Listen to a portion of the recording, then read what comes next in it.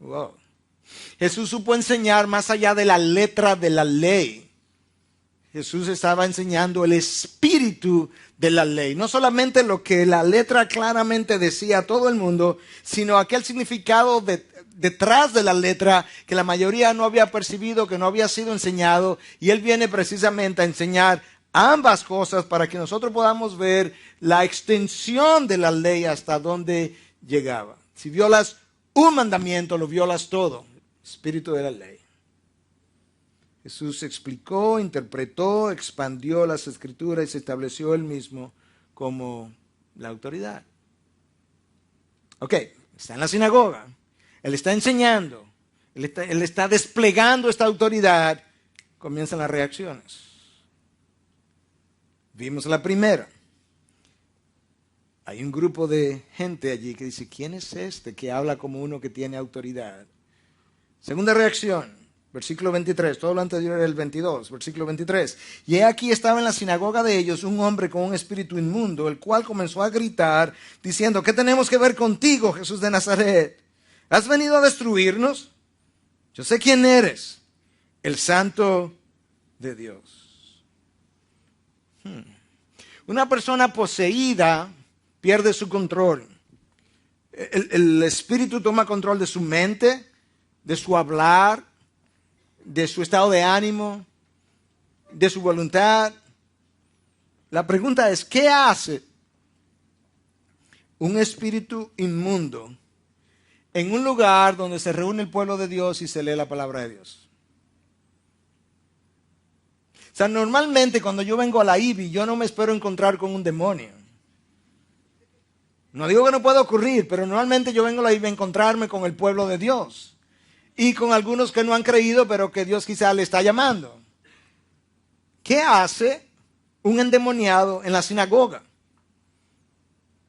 Bueno, el texto no nos dice, pero yo voy a hacer un poco de especulación santa.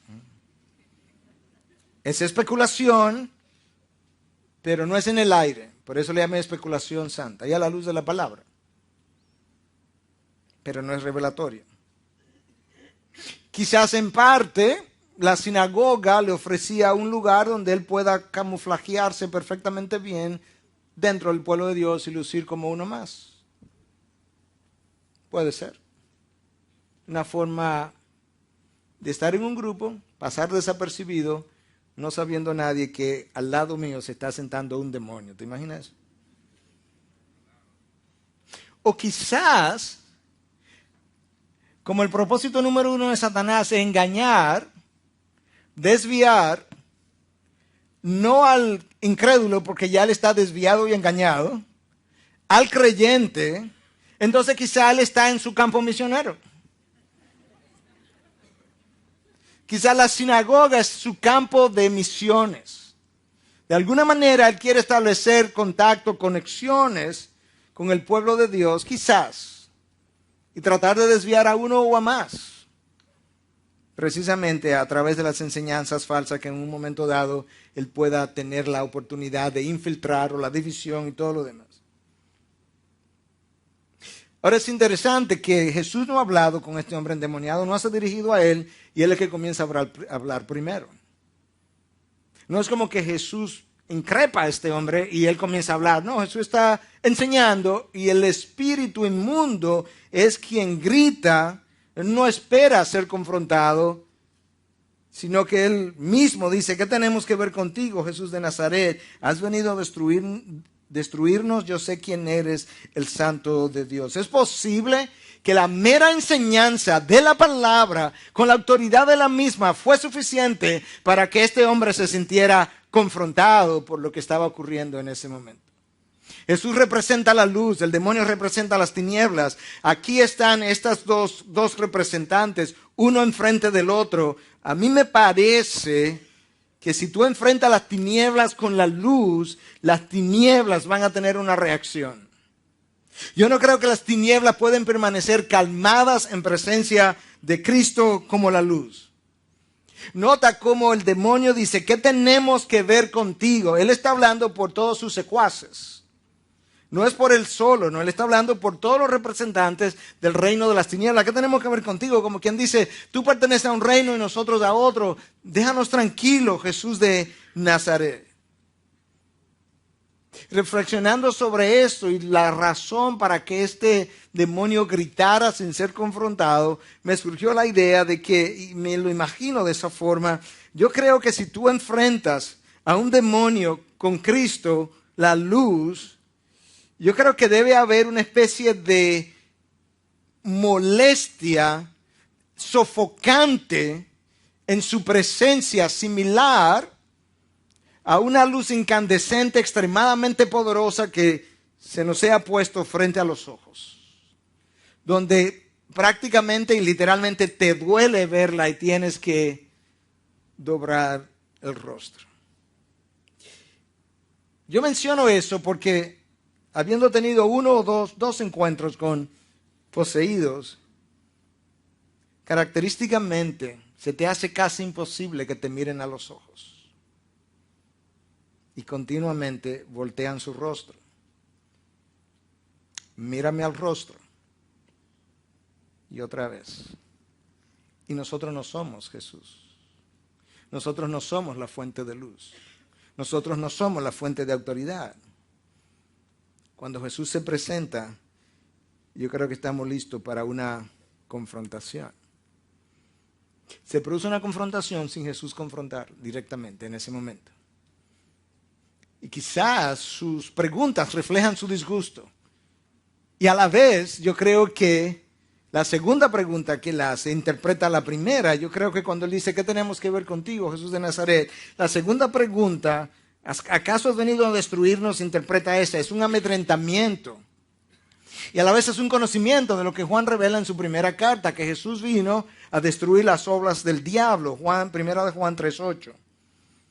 El Hijo de Dios se manifestó, escucha, con este propósito para destruir las obras del diablo. Y si destruye las obras del diablo, se irán los diablitos eventualmente.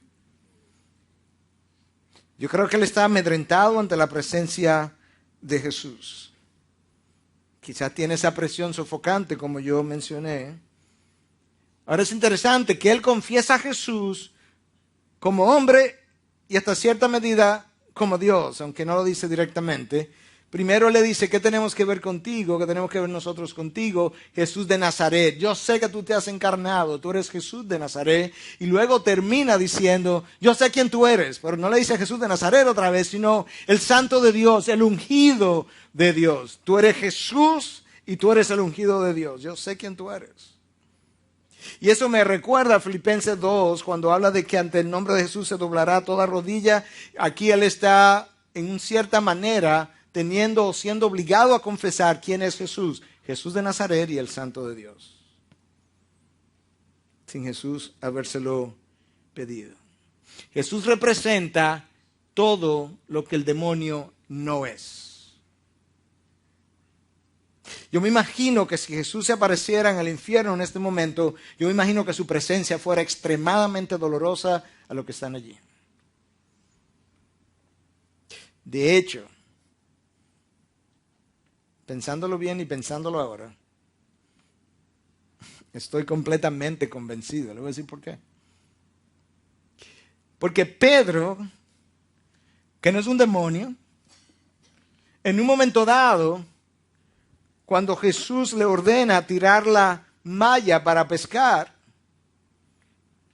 y ellos habían tratado toda la noche y no habían tomado ninguna pesca, y él le dice, maestro, nosotros pasamos toda la noche y no cogimos nada, pero si tú lo dices, bueno, ok. Cuando él ve la malla llena de peces, él está tan amedrentado de Jesús, y no es un demonio, él le dice, apártate de mí, yo soy un hombre pecador. Eso es Pedro, un apóstol, llamado por Cristo, que en ese momento su pecaminosidad reflejada o a la luz de la santidad de Cristo ni siquiera puede tolerar su presencia. Le dice, no, vete, vete. Él acaba de ser bendecido y en vez de decirle gracias, quédate, le está diciendo, vete. ¿Por qué le está diciendo que se vaya? Porque yo soy un hombre pecador y no tolero tu presencia en este momento. Imagínate en el caso del demonio.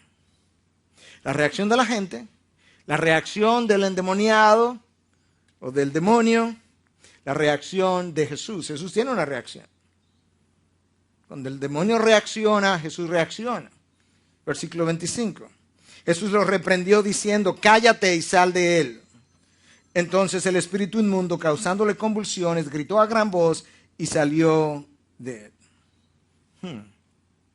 ¿Cuán diferente es la práctica de Jesús con los endemoniados a la práctica de la iglesia contemporánea, que quiere entablar conversaciones con los endemoniados? ¿Cómo te llamas? ¿Y cuándo entraste ahí? ¿Y cuánto tiempo tú tienes? ¿Y qué estás haciendo? Jesús los manda a callar. El texto no nos dice por qué, pero yo no creo que Jesús quiera el testimonio de demonios porque ellos no son confiables. ¿Te imaginas que al poco tiempo se dijera, ese es el maestro, Jesús de Nazaret, el maestro de quienes dan testimonio a los demonios? Yo no creo que eso era un buen récord para Jesús. Número uno. Número dos, Jesús sabe que la tarea número uno de Satanás es mentir y engañar. ¿Y le vas a creer a un demonio? ¿Cómo te llamas? Fulanito. ¿Le vas a creer? Sobre todo en el contexto de la tradición pagana de por qué se pedían los nombres. Esto ni siquiera judío era, esto era griego, antes del tiempo de Jesús, donde el misticismo detrás decía, igual que ocurrió hoy en el vudú y religiones parecidas, espiritistas, donde la gente son poseídas también, y donde hay rituales para eliminar la posesión. En el contexto griego se decía que tú necesitabas el nombre del demonio, porque todo el mundo que conoce el nombre del demonio, al pronunciar su nombre, tiene dominio sobre él. Entonces, si esto es verdad, tú piensas que tú vas a ir donde un endemoniado y le vas a decir, ¿cómo te llamas? Y él te va a decir, Pedro, ven, domíname ahora que sabes mi nombre. No. Jesús lo manda a callar. Y nosotros estamos viendo la autoridad de la enseñanza de Jesús y la autoridad de Jesús sobre el mundo sobrenatural, incluyendo el mundo de las tinieblas. Esa autoridad es el tema del texto. No demonología, aunque podemos sacar algunas conclusiones del texto. La expulsión del demonio es simplemente una ilustración de su autoridad. Y la expulsión del demonio, que es el primer milagro que Marcos relata, es el primer milagro que Lucas relata, están autentificando el mensaje y el mensajero.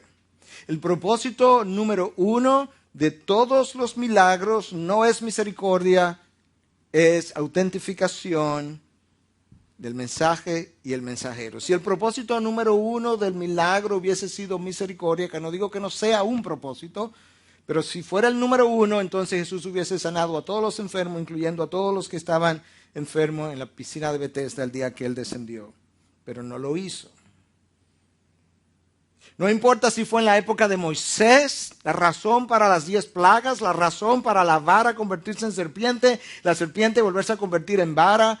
La razón por la cual Dios hizo eso, explicado literalmente en Éxodo 3 y 4 a Moisés, es para autentificarlo a él como que Dios lo estaba enviando. La razón por la que Elías hace llover fuego del cielo, que consume el agua y el sacrificio, es para establecer a Elías como profeta de Jehová por encima de los profetas de Baal. La razón de todos los milagros de Jesús era para autentificar a Jesús y a su mensaje. La razón de todos los milagros de los apóstoles fue para autentificar a los continuadores del mensaje de Jesús.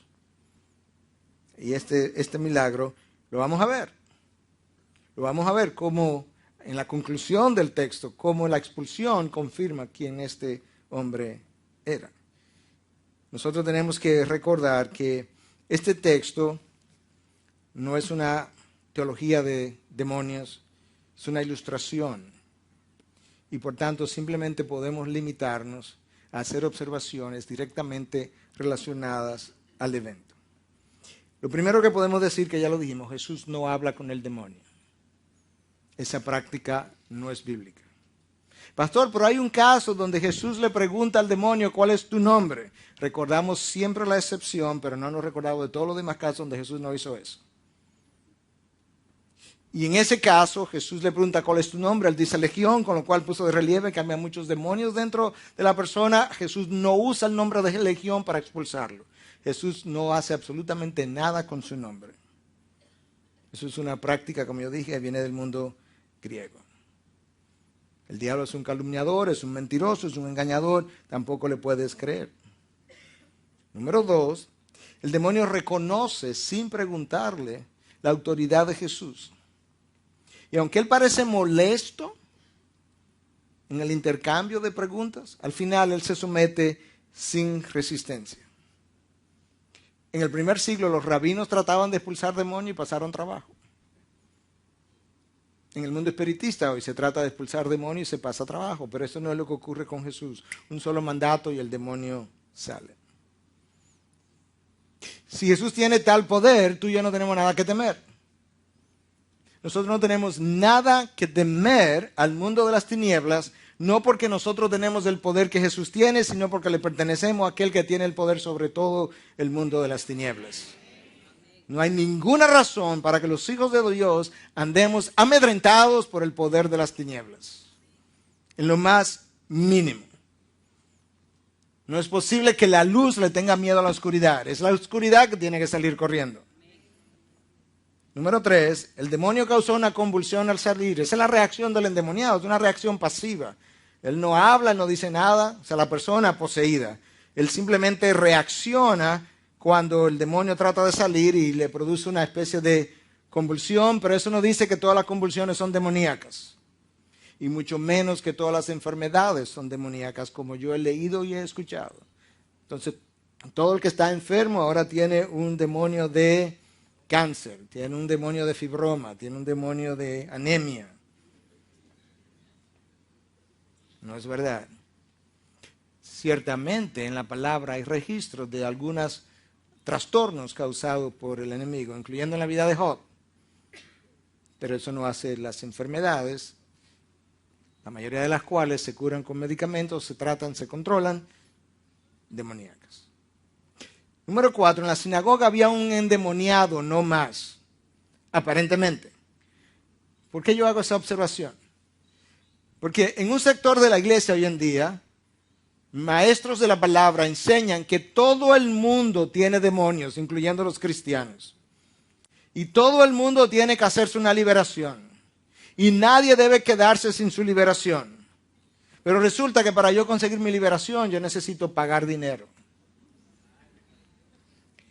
Escucha lo que Jesús dijo, escucha la relación, literalmente, entre expulsión de demonios y el cobro de dineros en los labios de Jesús. Mateo 18, sanar enfermos, resucitar muertos, limpiar leprosos, expulsar demonios, punto y coma, escúchame ahora, de gracia recibisteis, dad de gracia. El cobro de dinero por liberaciones supuestamente demoníacas es una práctica antibíblica, digna de ser denunciada y digna de ser reprendida. No es posible que el pueblo de Dios se preste para tales cosas. Número 5, no hay evidencia de que los demonios se especializaban en enfermedades, como dije, o males. Y ahora escuchamos, no es que esa familia está así porque ellos tienen un demonio de miseria. Un demonio de miseria. De verdad, hermanos. Varias personas me han preguntado, pastor, ¿usted cree que yo tengo un demonio de miseria? ¿Un demonio de tal cosa? ¿Un demonio de ira? No. A veces la miseria es simplemente una de las consecuencias de vivir de este lado de la gloria. Otra vez ha sido consecuencia de malas decisiones. No hay evidencia de que los demonios son territoriales, de que sobre esta ciudad hay 3 o 4 demonios y se han apoderado de la ciudad, o 7, 8 o 10. Entonces, para predicar la palabra, enseña Peter Wagner en su libro Guerra Espiritual, para predicar la palabra, primero tú tienes que enviar un equipo de guerra espiritual a expulsar los demonios para que después el equipo evangelístico pueda venir y la palabra sea oída. ¿Qué cosa más descabellada? La palabra de Dios es el poder de Dios para salvación. Ella tiene poder en sí misma. Nadie tiene que expulsarle nada de enfrente. Ella es como un león, tú la sueltas y se defiende sola. El poder está en la palabra. No hay evidencia de tal cosa. Aun si hubiera demonios territoriales, no lo sabemos. No lo sabemos para enseñarlo. Escucha ahora, vimos la primera reacción de la gente, la reacción del demonio en sí. La reacción del endemoniado fue pasiva, su convulsión. Y ahora entonces la reacción secundaria de la gente cuando Cristo expulsa. Ya ellos habían tenido una reacción primera, pero ahora cuando Cristo expulsa el demonio, ellos tienen una reacción secundaria. Y todos se asombraban, de tal manera que discutían entre sí, diciendo, ¿qué es esto? Una enseñanza nueva con autoridad. Él manda aún a los espíritus inmundos y le obedecen. Ya ellos habían tenido una reacción ante la autoridad de la palabra. Este enseña como uno que tiene autoridad y no como los escribas. Ahora hay una segunda reacción después que el milagro ocurrió. Dice, pero de verdad que esto es extraño. ¿Qué es esto? Hasta los demonios le obedecen. E inmediatamente después, entonces, Marcos registra el siguiente comentario, versículo 28. Y enseguida su fama se extendió por todas partes, por toda la región alrededor de Galilea. Ese es el propósito de la liberación. Hacer que ahora Cristo, habiendo sido confirmado como mensajero y confirmado su mensaje, su fama de quien Él era pudiera correr y expandirse porque Él ha sido autentificado por el obrar de Dios. Eso es lo que ha ocurrido ese día. Te das cuenta cómo Dios obra, cómo Dios opera. En la gran mayoría de los casos hoy en día, lo que autentifica el mensajero es el mensaje, cuando es expuesto. Y en los casos donde Dios entiende que ese mensajero necesita ser autentificado por señales sobrenaturales, el Dios que las hizo ayer, las hace hoy y las hará mañana, cuando Él lo entienda necesario. Pero esa es la motivación. Y luego los receptores de la obra de Dios reciben la bendición de Dios. Un acto de misericordia, un acto de bondad de parte de Dios que afirmó su mensaje y su mensajero. ¿Te das cuenta, hermano, cuán tranquilos, bendecidos, afirmados, confiados debiéramos nosotros vivir sabiendo que le pertenecemos a aquel que tiene dominio sobre el reino natural y sobrenatural? Conocer las verdades que cantamos en Castillo Fuerte, que el soberano Dios pelea por mí. Tú sabes lo dichoso, lo bendecido, lo bienaventurado que yo debiera considerarme de saber que la batalla es del Señor, el mensaje es del Señor, la victoria es del Señor, el pueblo es del Señor, y que cuando me veo en apuros, Él pelea por mí. ¿Te imaginas el grado de tranquilidad que eso debiera darnos? Que no hay nada, hermanos, nada que pueda acercarse a mi vida que mi Dios no controle. En medio de la tempestad, Él se levantó y increpó los vientos y los calmó. En medio de la posesión, Cristo se levanta y expulsa al demonio.